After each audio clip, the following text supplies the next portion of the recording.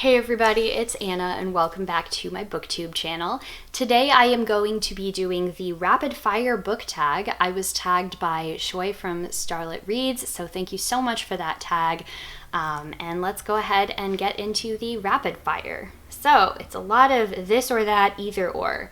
So the first is ebook or physical. I personally prefer physical books, though I do read ebooks. They're just not my preferred format.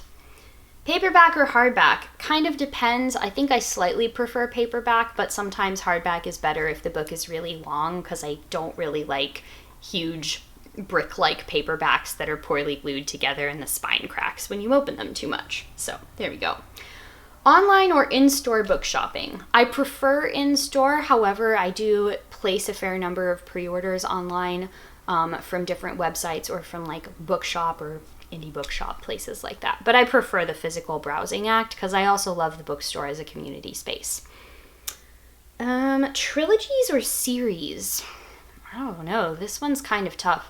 I feel like it really depends on the story the author wants to tell. Sometimes I find that series contain like way too much padding and fluff and probably should have been shortened into a trilogy, and then sometimes a trilogy just feels like that was maybe what the publisher or the marketer wanted the author to do, when actually the story might have been better able to breathe. I know this wasn't asking for my professional opinion, but I guess my answer is it kind of depends on what the author's artistic goals are. Heroes or villains? So this one is interesting. I think I would have picked villains in the past, but I really think I've changed my mind and I'm going with heroes now. I think that we just need great fictional representations of people that are trying to do their best in a tough world. And I love that we've gotten more depictions of unlikely heroes, more like flawed heroes than we maybe necessarily have in the past. I know one of the critiques of heroic characters is that they're kind of seen as boring or as too perfect, and I sympathize with that, but I do think that the portrayal has expanded enough. And to be honest, my favorite characters from books are the heroic ones, so that's why it's gotta be heroes for me. Book you want everyone to read? Ooh. I feel like I always want people to read the Becky Chambers books, which are just incredible queer, positive sci-fi stories about communities and found families and what it means to be a person in the world and the universe that is wider and more unknowable than we could possibly ever know in a single lifetime. More unknowable than we could know. That was great. I feel like a nonfiction book I want everyone to read is Braiding Sweetgrass by Robin Wall Kimmerer, which is about ethnobotany, indigenous wisdom, and the teachings of plants. As an environmental educator myself, I really care about people being more aware and appreciative of the natural world around them, and I think a lot of that comes through education and through thinking of the natural world as something that we exist in relationship with, rather than something that we dominate over or we don't recognize as meaningful at all. So, read Braiding Sweetgrass. You'll be my best friend. Okay. An underrated book. What book do I think is underrated? I think we'll go with a classic read here. We're gonna go with a Jane Austen book. I know a lot of people are familiar with Pride and Prejudice and Emma, but I think one of her most underrated books is actually Northanger Abbey. It was the first book that she ever wrote, even though it was not published until after her death. And I think it has a lot of applicability to these conversations we have nowadays about, is reading novels more of a frivolous activity? Is it just a thing for silly young women? And it is very much a satire of a lot of the bookish and literary culture of her time that I think is still very funny for people in our time. It is very clever, and it's remarkable that she wrote it, such a masterpiece at such a young age. The last book you finished. The last book I finished was a library book called Harriet Tubman Live in Concert by Bob the Drag Queen. In this world, we're following a character named Darnell, who is a hip-hop music producer whose career has fallen on hard times. And people from the past have just started coming back to live in the present, no explanation given. So when Harriet Tubman shows up at his recording studio, she really wants him to produce an album where she can sing her songs and tell her story and get her music out into the world. This book absolutely blew me away. It was so good. It was one of those books that, like, again, couldn't believe it was a debut because of how well it was done. The attention to detail in terms of analyzing what it means to be Black in America, what it means to be Black and queer in America, what it means to put queer history and disability history back at the front and center of the conversation about who we are as a people and how we got here. It was just, I really hope that someone will take the music that's written from that book and actually like produce it and make it as an album, because I would just love to listen to that. Let's see. Weirdest bookmark. This is a great one. So in one of my copies of A Series of Unfortunate Events books, my husband got them for me as a gift because it was my favorite childhood series and he bought them used.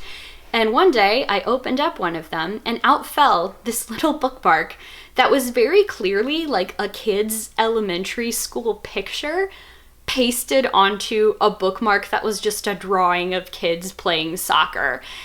And it was so funny because his name was also written in the front of all of the books. So it's funny because I'm just like, oh, that's what you look like, Eric. And it just lives as kind of a joke in our household now. It's part of my collection of bookmarks. It is prized. It is treasured. Eric, wherever you are, whatever you're doing with your life right now, you rock. I hope that you're doing well.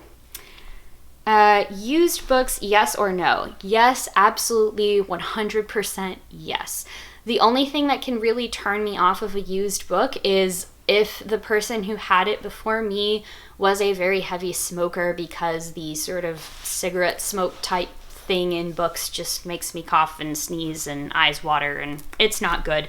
But I absolutely love used books. I love that books have lives beyond just one person reading them one time, and that's kind of how they're meant to exist, in my opinion.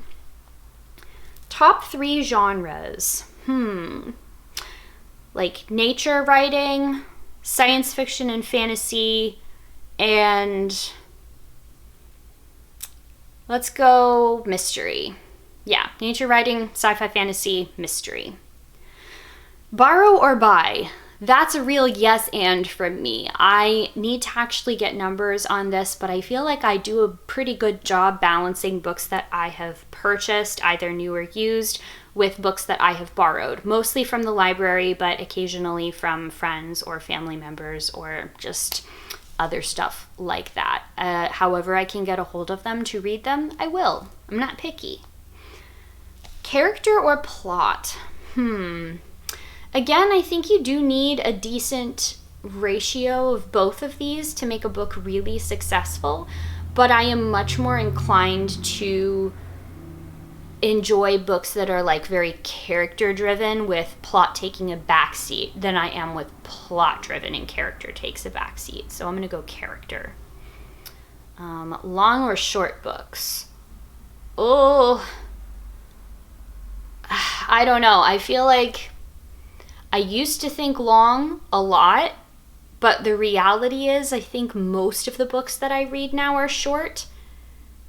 But a lot of my favorite books are still long, like 500 plus pages. So it's hard to say. It's more of a like, does the author like achieve their artistic goals in the length? Did they need more space? Could they have used less space? So I think that's more important to me than just straight up page count. It looks like long or short chapters was another question. Again, I don't think it really matters to me. I think that the pacing is more important than the length of the chapters necessarily. So as long as those two sync up, that should be fine. I also accidentally skipped over the last book you bought. What was the last book I bought? Oh, I know what it was. The last book I bought was actually a lot of used Nancy Drew books that I got off of Depop because I'm doing a project where I'm going to be rereading some mystery series that I have loved in the past, and I loved reading those as a kid. So it was technically several books, but they were all purchased as a single lot. First 3 books you think of. Oh man, I've been filming stuff all day. So let's go with The Left Hand of Darkness by Ursula K. Le Guin, Charlotte's Web by E.B. White, Just Add Water by Katie Ledecky. Did I think of those because those are the 3 books that I can see on the floor from where I'm filming right now? Maybe, you don't know. Definitely was that. Books that made you laugh/cry.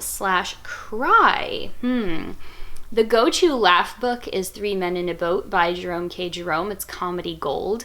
Books that made me cry, the first one I can think of off the top of my head was actually Last Night at the Telegraph Club by Melinda Lowe. It is a queer historical fiction book, and it's set in San Francisco in the 1950s, and the ending of that book really made me cry. But it was a good cry, trust me. Our world or fictional worlds? Kind of also difficult to answer, because I definitely prefer to live in my world because this is the world that I'm born into, and I have a very vested interest in trying to make this world a better place where I can. And also, like, there are just some fictional worlds I absolutely would not want to inhabit, but I love reading about them in books, if that makes sense. So clearly I am choosing fictional worlds because I'm choosing to inhabit fictional worlds in my free time, but I think if we're just talking about, like, where would I personally prefer to live my life, it would be here. I like living in my world, having access to fictional worlds through books. Audiobooks, yes or no? Yes, I just tend not to read a ton of books as audiobooks unless I am on a road trip or there's just some other extenuating circumstance. Again, that's not really an indictment on them, that's just personal preference. I read most of my books in their, like, hard copy form. Do you judge a book by its cover? I kind of think we all do this to an extent, and that's not necessarily like judging it negatively by its cover, but am I more inclined to pick up books that have eye-catching covers and spines? Yes, absolutely. That's a big part of why, like, there are people whose entire job it is to do marketing and dust jackets for books because publishing companies know that that sells books. So I guess I do judge a book by its cover in the sense that that kind of influences my impulse of whether I'm going to pick it up and read the summary or read the blurbs or not. I feel like I definitely judge books more so by their blurbs than by their covers. Whereas if we're thinking of, like, do I pick it up based off of the cover, that is a very impulsive decision, yes. But I usually decide whether to read it or not based off of the blurb and not the cover. And that is definitely more of a conscious, okay, I'm reading this, analyzing the information, making my judgment call. So kind of, but also I think that's something that we all do. And also, it should be noted, there's a difference between the sort of idiom, don't judge a book by its cover, which is clearly referring to people, and actually judging books by their covers. So, there we go. Book to movie or book to TV? Again, really depends on the book. I love the Lord of the Rings trilogy of movies. I don't think I would like it if it was TV. On the other hand, Game of Thrones, I think, really needed to be adapted into a TV series because you just wouldn't be able to tell the story if it was only films, even if it was a series of films. I feel like there's a movie that is sort of the quintessential why this should be a movie, but in a couple parts, and that's Dune. Like, the first book, Dune, is 2 movies, right? So, like, I think it did need to be 2 films, but I also think that's better than it being a TV show. Depends on the book, depends on the artistic goals of the person creating the adaptation. Movie or TV adaptation you prefer to the book? I think that, I know that this is like sort of sacrilegious to say, but I think I do prefer watching the Lord of the Rings films to reading the books. Even though I love the books, it's not like the books are bad by comparison. It's just that if I'm going to sit down and get my Lord of the Rings on, I'm going to do it by watching the films. And I think the same thing with Dune. Like, I just, as much as I enjoy reading the book, there's just so much in it that annoys the crap out of me that was changed in the movie.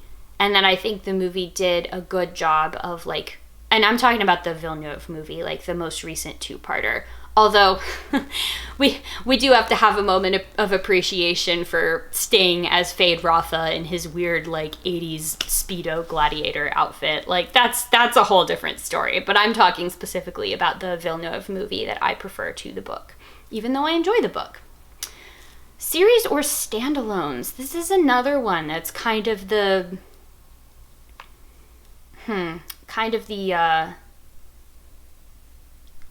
movie or TV show, series or trilogy question that's kind of hard to answer. I guess it depends for me on genre. Like, if I'm going to read mysteries, I really prefer there to be a series, because if I like a mystery, I want to stay reading a mystery with, like, those characters or with the author, you know, having something similar as a through line throughout there. Whereas, honestly, for sci-fi and fantasy, I think I prefer standalones more than I used to. I definitely used to prefer series, and now I'm just like, I don't pick up fantasy books if I know it's a series of 3 800-page books. I just, at this point right now, that is a tougher sell for me to read. And that, again, is just down to preference. It's not an indictment on the quality of the books. So it really depends. Really depends on the genre or even the medium, to be honest. Obviously, like, some of the graphic mediums like comics, manga, etc., just they come in series and they don't really come as standalones. So there you have it. The last question is to tag people and end. So I will be tagging people in the description box down below. But if you are not tagged in the description box and you would like to do this, please do. It's a fun one.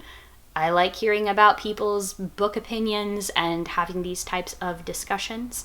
So if you would like to continue said discussion, you can leave me a comment down below. We can chat, we can have fun. Thank you all so very much for watching this, and I will see you in the next one. Bye.